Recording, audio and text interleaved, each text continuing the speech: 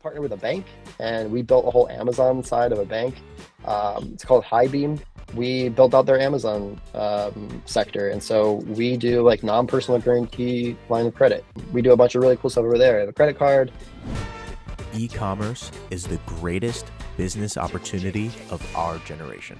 What's going on, people? Welcome to another episode of the Ecom Unlimited podcast.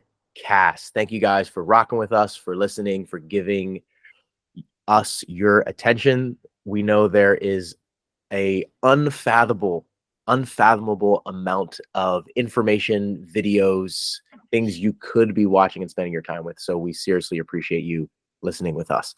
Today, we have a guest from a friend that we've connected with on Twitter. I believe your handle is @SaulSellsStuff, correct? That's correct. A lot of S's. Yeah, you nailed it. Great. Well, thanks, man, for giving us your time. And let's dive right in. So when did you get started in e-commerce? I know you're selling on Amazon. Just kind of give us your backstory. Yeah, totally. I've been selling online, eBay, other places since I was in my teens. I think we all do that a little bit, or we all want to. I didn't start till Amazon until I was 2017, so I'm 31 in like 2 weeks. So I was in my early 20s when I started on Amazon, mainly out of desperation. Working a job I didn't love for a lot of hours. I didn't have a degree. I dropped out of college, and I lived in an apartment with my girlfriend at the time. And it was just really stressful to think that all the money was coming from one place, and I could be fired tomorrow and not be able to pay my bills. And I also it was just really hard to bring that stress home with me every weekend. So wanted to be able to subsidize that. For me, Amazon isn't about getting rich necessarily. It's really about like, can I pay off my car? Can I pay my student loans? Can I just help financially in some way to take that burden or stress off? And so I started that in 2017. Started with going to thrift stores, library sales, garage sales, like any place I can get used books. I think a lot of people started that way. It's cheap, it's easy. And then it kind of turned into like clearance toys and like just kind of anything I can get my hands on. I think it was a different experience back then than it is now. I didn't get ungated anything for the first 9 months. It was substantially harder to get approved and things, and I didn't really want to go the LLC, like Entertainment Earth distribution route, just like spending all this money I didn't have to get approved in things that I didn't even know I can make money on yet. So that's why I think books really came in handy. Went full-time Amazon in 2018. Was super happy to quit my job, but then it didn't really pan out. Like, I think I had this big vision. I think all of us do. Like, if I didn't work, I would crush Amazon, man. I would have all this time in the world to make all this money. And the reality was that it takes a lot of self-discipline to like plan your day, and also a lot more money than you think, because you need to make money to scale Amazon, but you also need to make money to pay your rent. And like how much do you I that's why when I see people, I love it. I want everyone to be super successful, but like you see people like, making $10,000 a month on Amazon, like that's amazing. But like in my mind, it's like, wow, you're actually like, if this is your full-time thing, realistically, you're like, that's barely anything. Yeah, like you're probably like 45 grand a year, maybe you probably can afford to pay yourself. And so I just couldn't do it. Like financially, it just didn't work. So I went back, got a sales job, did that with Amazon, went back to school, tried to like just kind of round out everything at once for that 2-year period.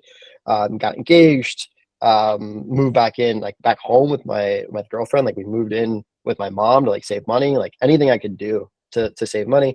And then kind of, pandemic happened, COVID, etc. Like, so it's like end of 2019, early 2020 is when I really was able to figure out how to be profitable.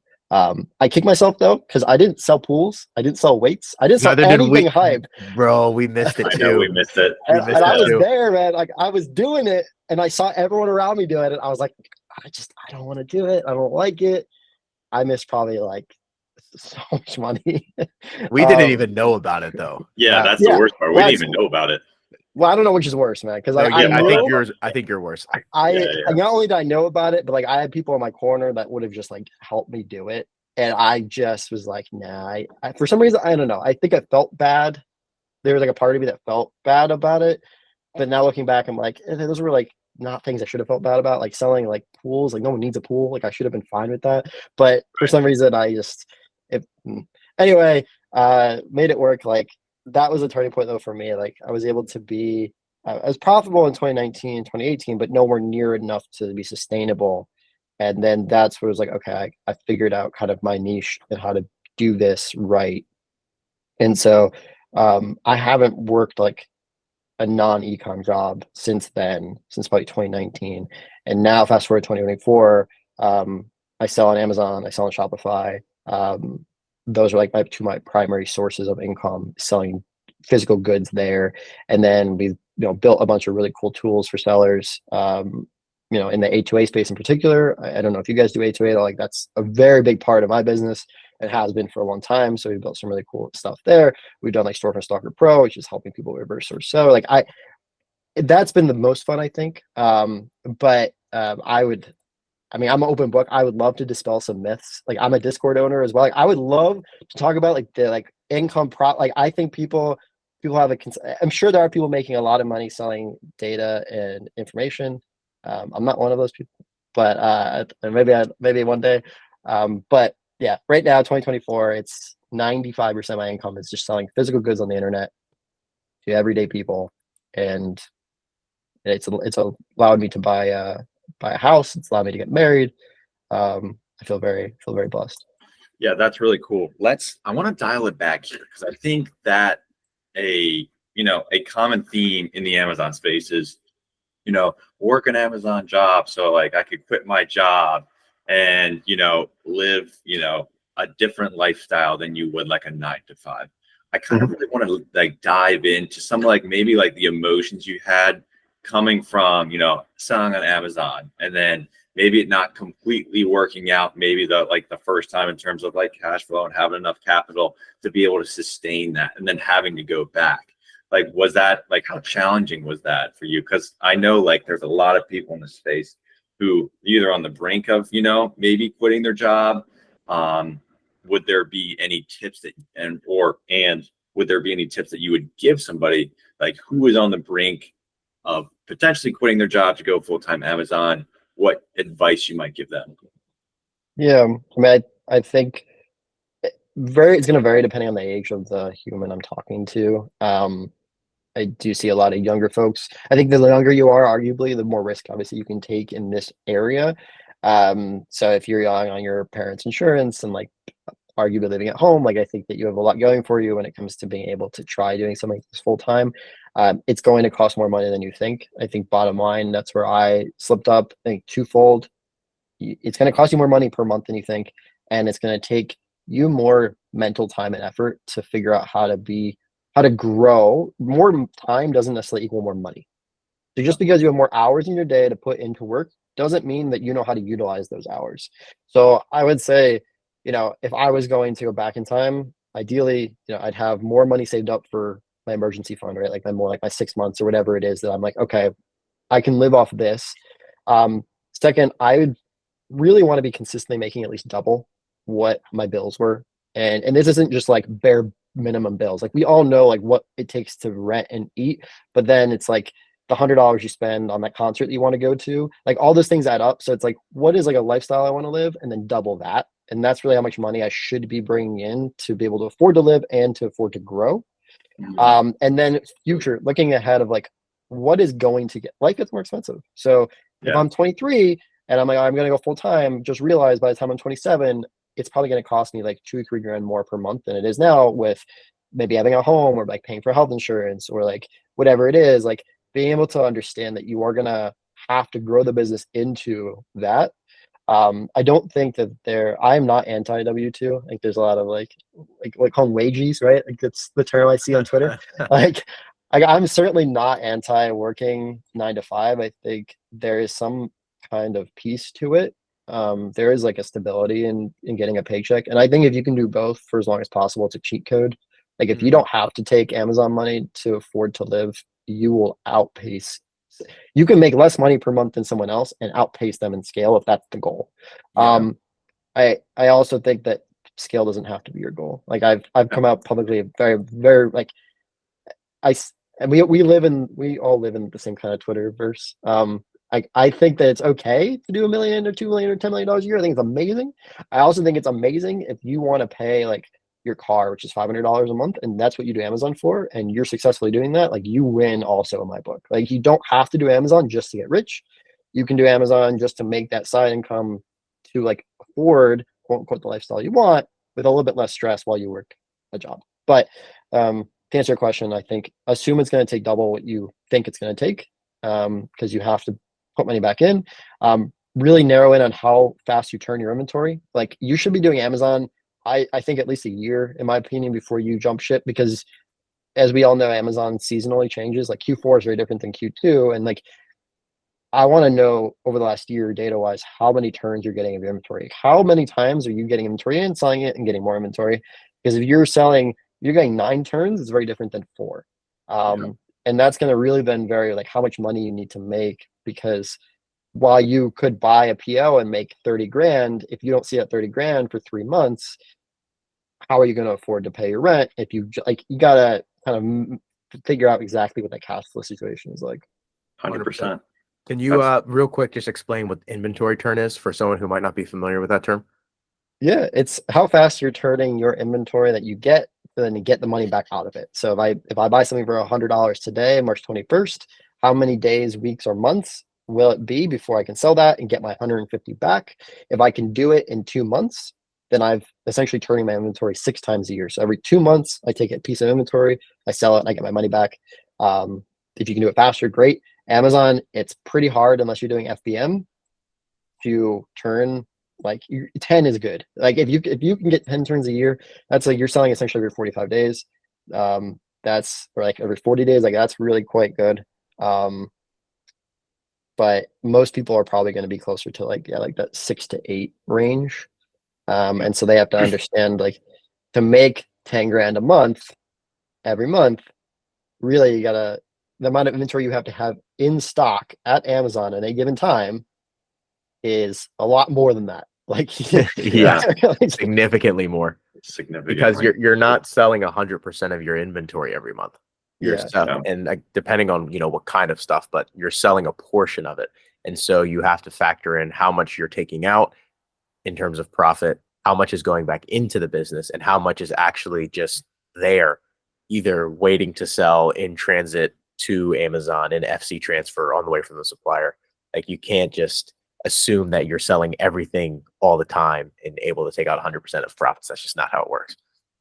Yeah, I do have a gripe when I see like on Twitter, it's like, make 3 grand on Amazon just by spending 10. Like every 30 days, I spend 10 grand, I make 3 grand. Like, well, you probably spent 20 grand to make 3 grand. Yes.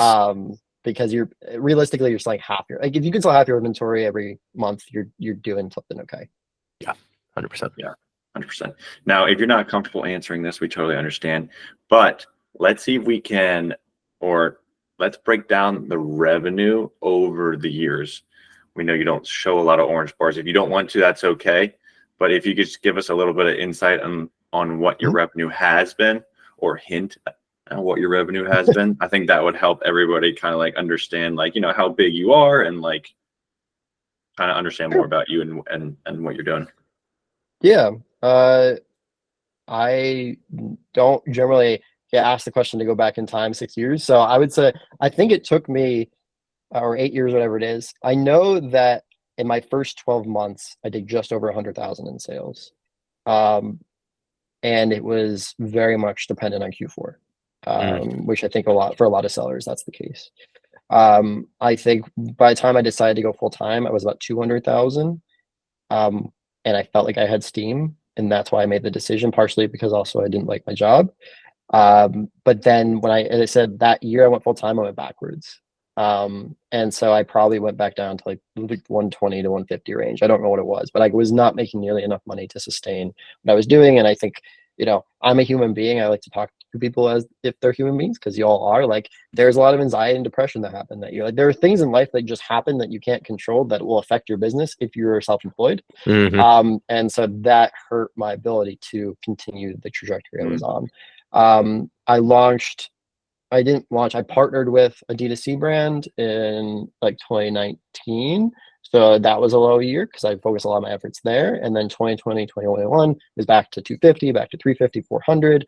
And then it's kind of been slowly incrementally climbing ever since that. I am not one that wants necessarily a $10 million Amazon business. Like I'm for it if it can somehow happen naturally, but I'm also very much a work-life balance kind of human being. And I have no employees for my Amazon business.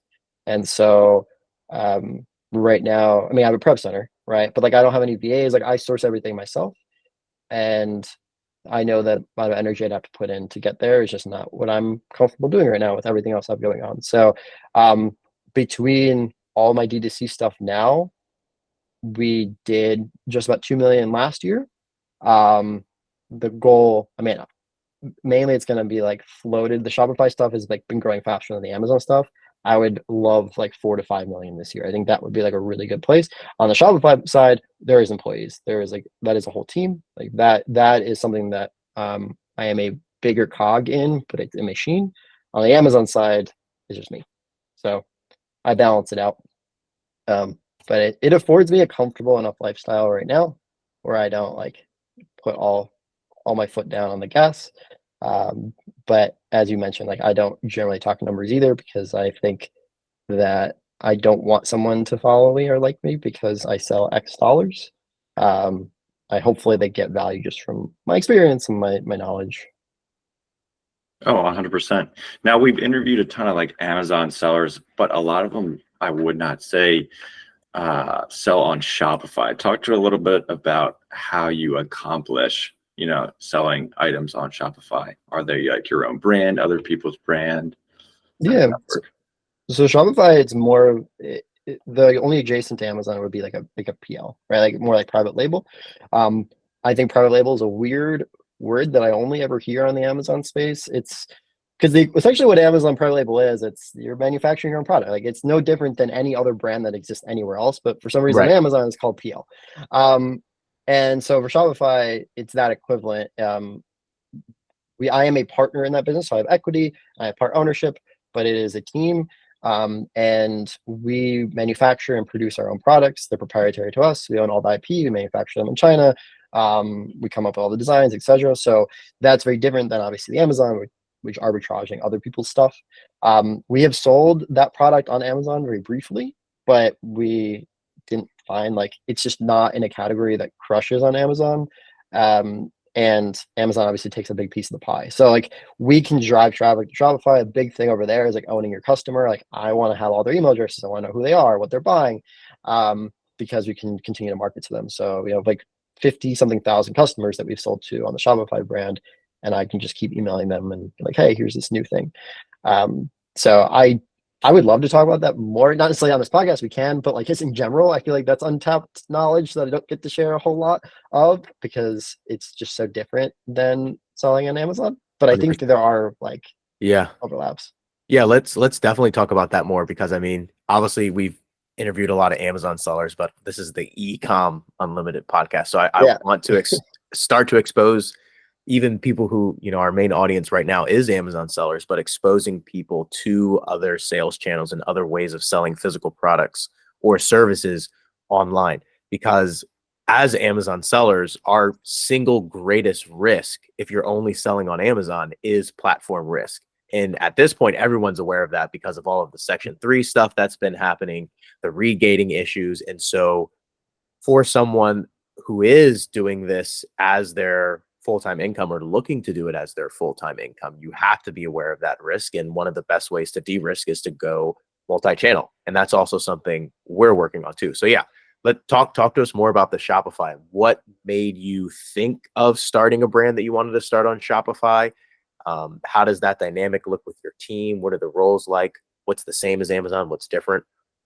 Yeah, I think that's a really great segue into when I talk to Amazon sellers who say like, well, I'm a seller, I haven't really learned anything marketable skill wise that I could then translate to other things in life. And that's just not true. I think we can all agree on this podcast, at least, that you learn a whole lot being an Amazon seller that is very marketable. It's just how you're looking at it. And so I didn't start the Shopify brand. I think that's the story. So I was an Amazon seller. I knew Amazon and I ran into this person who had launched a brand and decided to sell on Shopify. I think it's really a better way of saying it. And they were doing, I think at the time it was like $250,000 a year. they had already designed the first flagship product. They understood the market, but they weren't growing as quickly maybe as they wanted. And I came on, I actually volunteered. I was like, hey, let's like see if we can sell this on Amazon. Like, let's, I think in life sometimes you have to just say yes to things, even if you don't know how to do them. And I didn't really, I had no idea how to do anything on Shopify when I said yes. I was like, I can do it. Yeah.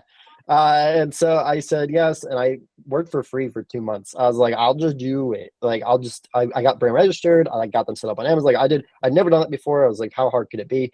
And I started taking over some of the stuff on the Shopify side. And I think having a background in selling on ecom just in general, like, afforded me knowledge of what it was like to sell physical products on the internet. And prior to that, when I left my previous job, I again was managing sales teams. I had a team of 22 people. There was some level of experience in managing teams, which also they wanted.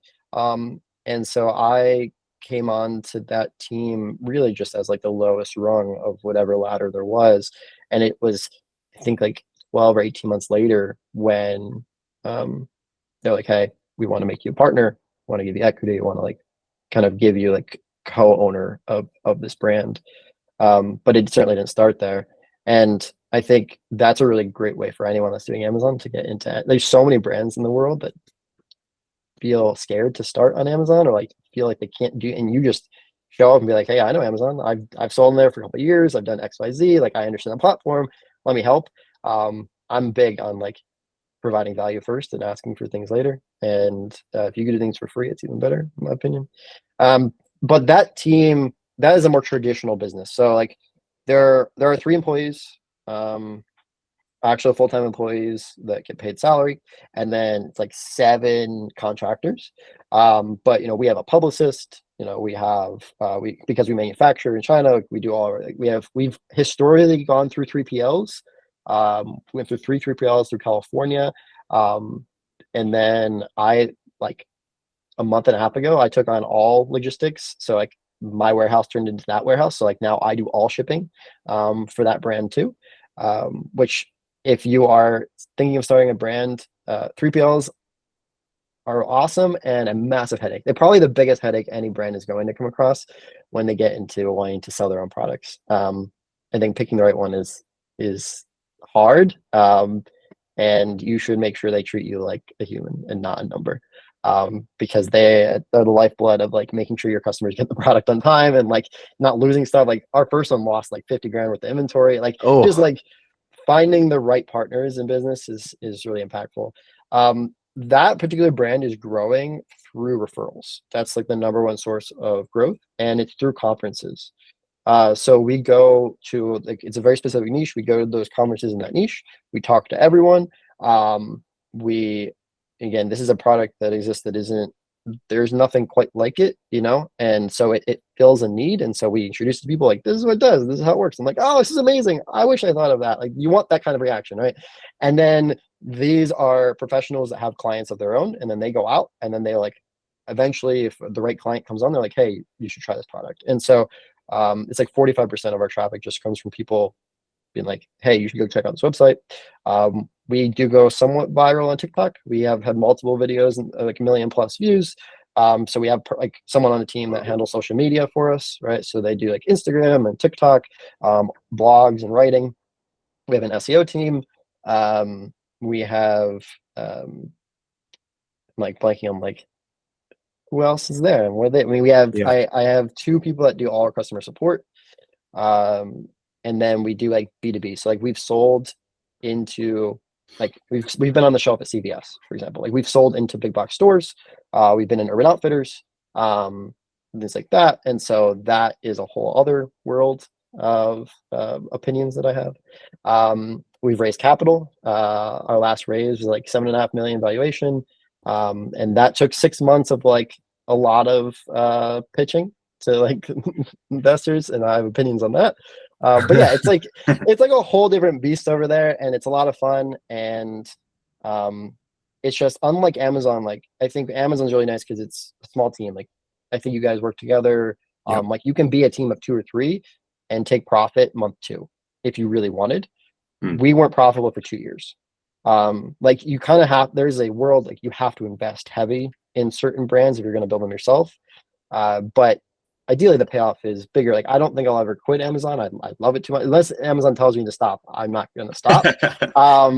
But the Shopify brand will probably have an exit at some point. Like we will sell at some point, because you know that will allow me to ideally not be too old to like enjoy like life. Yeah. So it's a nice mixture. So you're building an actual brand and running a business there. Yeah. Yeah. And then on the Amazon side, you briefly mentioned it's more A2A. So you're doing OA, you're flipping other people's brands. It's more about Yeah. the cash flow, building margin. It's not about building a brand that has Not enterprise yet. value. Yeah, not yet. I think there's a world where I do PL on Amazon. With what I've learned between the two, I think that there's like something I could do there. Right now, it's probably like 65-70% A2A. Probably spend about 40 grand a month A2A. And then the rest is like, yeah, retail arbitrage OA, like the normal stuff that I'm sure you all have talked about. I don't do a whole lot of wholesale. I'm more on the other side. Like I wholesale our product. Right. We get Amazon sellers that come knocking pretty often. That's Like funny.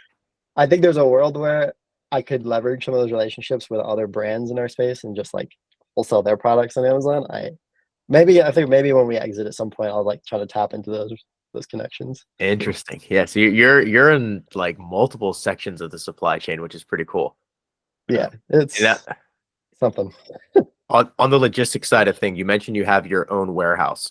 So do you own that property and have employees in there, and that's only for the Shopify side of the business? Like just It's rented. It's rented now, because it grew rather quickly, unexpectedly. I actually had no intention of getting a warehouse. Last year, I had a personal situation, having a personal loss that forced me and my wife to essentially move out of our house. Like we had to leave, and I didn't really have a personal space to call my own. We for like 7 months we lived with my in-laws, and I just needed someplace to work. So we rented the warehouse mainly for that. I was like, I just need someplace to go.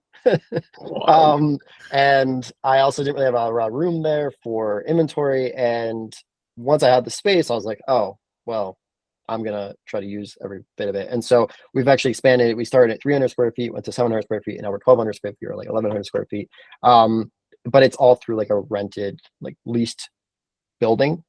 And it's probably 60 or 70% Shopify floor space. So between pallets and shelving. And then the other side, it's still probably like 350, 400 square feet of Amazon. So like all of my holds, I do a lot of investing in Amazon and holds like toys and things. So most of that side of the warehouse is just like product, and I'm waiting for Q4 to sell. It's just me and my wife right now. I go by myself Tuesday, Wednesday, no, yeah, Tuesday, Wednesday, Friday, and then she comes with me Monday and Thursday. Eventually we'll get an employee, mainly because I can't take a day off. Because now we have customers ordering every day. Like we shipped 275 units yesterday. Like I have to go in, I have to ship. So like there's no vacations, there's nothing. So we'll get an employee at some point. But definitely hire someone. I remember when we hired our first warehouse with just a prepper, but eventually then we trained someone else to be able to print labels and ship stuff out. Huge. I need to pick your brain on that. But there's like a trust cycle. Like I've hired plenty of people in my life, but never someone I'm leaving alone in a room full of like $1 million of inventory. I'm like, I would love to like, maybe we'll talk. I'd love to figure out like the exact interview style, or like what you're looking for in a human being that you feel is a good fit for that. But that's gonna happen. Well, I will say quickly, we hired people that we already knew and had trust with. Oh, that's a cheat code. Stop. Yes, that was my cheat code, because I also would have the same trust issue letting people in kind of by themselves. It's like I don't know. I know other people, they like install cameras or whatever, but that was how we got around that. Yeah, it's the same story. I'm always told every time I ask that question. Now we know you were talking software. Maybe we'll talk. Maybe let's talk software. Talk about the name of your software. just so people know where to go if they want to grab a free trial or if they want to go grab it, and what that software does. Yeah. I'm like one of the worst salespeople ever. Like I don't plug it. I don't really talk about it. So there's two. One is public and you can go buy it. One is still in beta and will be coming soon. The public one, if we're doing any kind of job, hopefully you've heard of it. If not, clearly you're doing a better job. So the public one is in conjunction with a couple other sellers. It's called Storefront Stalker Pro. And that one is designed to help Amazon sellers who want to like stock all their Amazon sellers storefronts, right? So I think most of your listeners probably understand the concept behind that. But this is just, we partnered with people also that people listening might know, Chris Grant and Nate McAllister, and they kind of came out with the original Storefront Stalker 2016. Like it was years and years ago before it was like super popularized. And then that got shelved. And so we worked with them to bring it back in like a more 21st century way. And so it's really just a tool that helps you automate. You plug in some information, it pulls in data every few hours about the ASINs that your competition, quote unquote, are loading, and then it makes it really easy for you to find and source that product. It's just storefrontstalkerpro.com. You can read all about it. There's a free trial, but it's a work in progress. I think it's very good and very cool, but it's 3 months old, right? Like it's still something that we're evolving. The second one is in beta for our Discord members. It's called Flip Alert, and that is on the A2A side. So 3 years ago, we launched an A2A software exclusive to our Discord, which really just helped people find A2A flips. Right now, Keepa is like the mainstream way if someone wants to do A2A. If you go on my Twitter, you'll find like my pinned tweet talks about like I am a pretty much open book. Like there's very little like sauce in my life that I don't share. Like if I know how to do something and you ask, I'm going to teach you how to do it.